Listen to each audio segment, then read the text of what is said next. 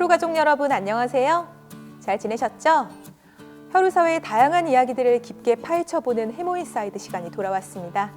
오늘은 유성현 기자님과 함께 많은 분들이 궁금해하는 이야기 가지고 나눠보도록 하겠습니다.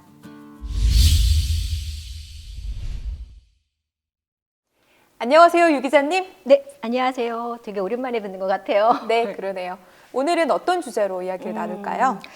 최근 미국에서 어떤 이슈가 있었는데 혹시 생각나는 거 있으세요?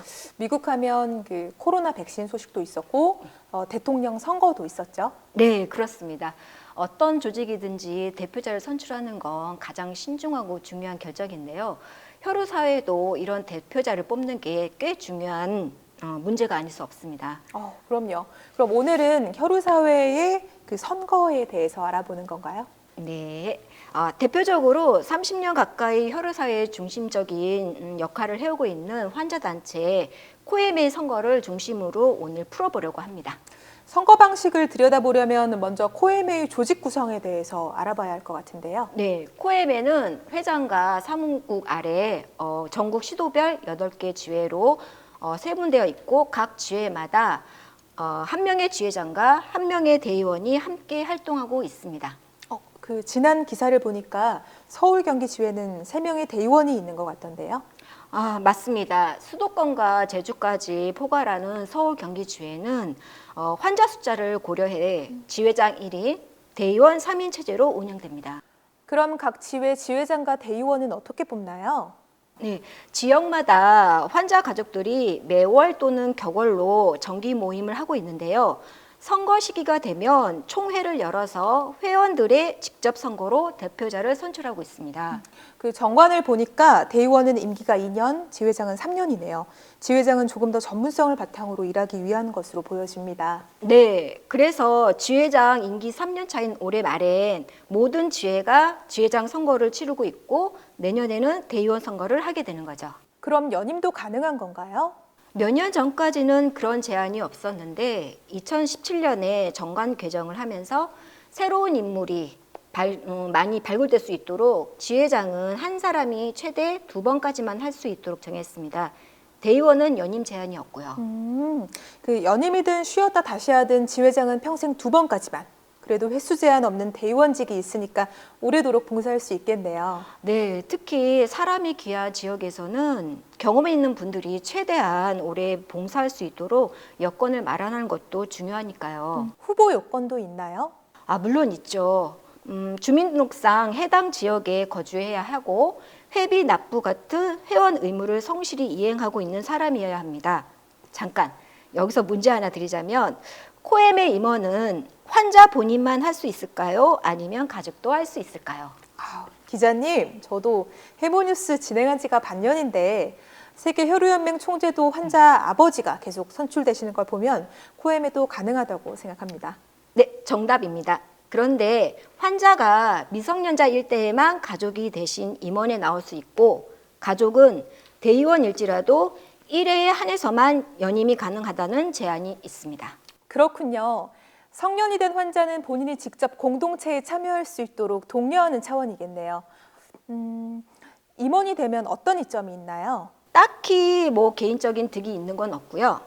협회와 혈우사회 발전을 위해 힘을 보태는 거죠. 감사나 글로벌 행사 참가 명단, 공로상 등에 대한 추천 권한을 가지고 있습니다. 그리고 그러니까 지회원들을 돕고 활발하게 봉사하기 위해서 본회 차원의 소정의 활동비가 지원되고 있습니다. 그렇군요. 지회별 임원은 그렇게 구성되고 그럼 코에메 회장은 대의원 중에 선출되게 되나요? 2000년대 초반까지는 그랬는데요. 더 많은 회원들이 기회를 갖도록 하기 위해 회장은 임원 경력을 2년 이상 쌓은 회원이면 후보로 나설 수 있도록 바뀌었습니다. 투표권은 대의원들이 갖고 있습니다. 그래요? 그건 몰랐네요. 회장의 3년 임기도 올해가 만료니까 올해 말에 선출되는 지회장단과 기존의 대의원들이 내년도 대의원회를 구성해 연초에 회장 선거를 갖는 거군요. 네, 만약 회장이 대의원회 구성원 중에서 나오게 되면 그 사람은 지회 임원직을 내려놓고 코에메 회장직만 수행하게 됩니다. 해당 지회는 보궐선거를 갖겠죠. 그래서 회장 포함 전체 대의원회는 19명으로 운영되는 거네요. 네, 그리고 선출된 회장은 부회장과 사무국장에 대한 추천을 하고 대의원의 인준을 거치게 됩니다. 이제 코에메 체계의 전체적인 그림이 다 그려지는 것 같아요. 그렇죠. 상당히 체계적이고 민주적인 의사결정 구조가 있어서 코에메가 오래도록 환자단체의 모범적인 모습을 보여주고 있는 것 같습니다. 다른 비영리 단체는 대표자 할 사람이 없어서 서로 미루거나 종신 임기를 하는 곳도 있는데 혈우사회는 그에 비해서 참 역동적인 것 같아요. 네, 그렇기도 하고요. 한편으론 새로운 세대에 대한 트레이닝을 더 활발히 해야 한다는 의견도 적지 않고 참여율이 저조한 일반 회원들의 목소리를 더 담을 수 있는 구조가 필요하다는 평가도 있습니다. 그래서 일부 지회에서 시도하고 있는 온라인 투표 같은 방법들이 계속 고민되고 있는 거겠죠? 그리고 혈우사회가 꼭 환자단체로만 되어 있지는 않죠. 다른 큰 기둥 중에 하나가 바로 한국혈우재단인데 혈우재단도 선거를 하는 거 아세요? 네. 재단도 선거가 있나요? 선거라기보다는 선출이라고 표현해야겠네요. 사회복지법인인 혈우재단은 이사회를 통해 3년마다 이사장을 선출해요. 황태주 현 이사장님의 임기가 내년 5월 만료라 혈우재단도 혈우사회를 이끌어갈 구심점에 대한 고민을 하고 있을 거라 생각됩니다. 내년이 혈우재단 30주년이라고 하던데 코로나로 대대적인 행사는 좀 어려울 수는 있어도 이사장 선출도 있고 재단에게는 큰 의미가 있겠네요. 네, 재단 이사장은 재단 사무국의 상근 이사를 추천하는 권한도 가지고 있어서 실질적인 혈우 환우들의 치료 여건에 큰 역할을 하게 됩니다. 알겠습니다.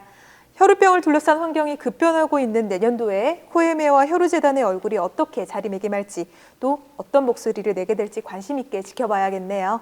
네, 저희 헤모필리아 라이프에서도 본분의 역할을 충실히 다할게요. 기대하겠습니다. 오늘 말씀 감사합니다, 기자님. 네, 감사합니다.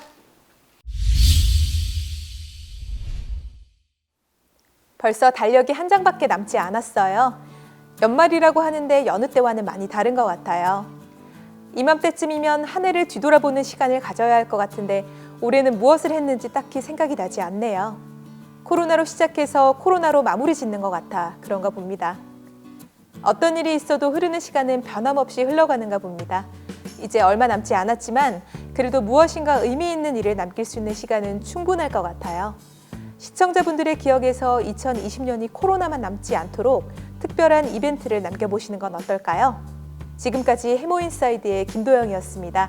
다음 시간에 뵙겠습니다.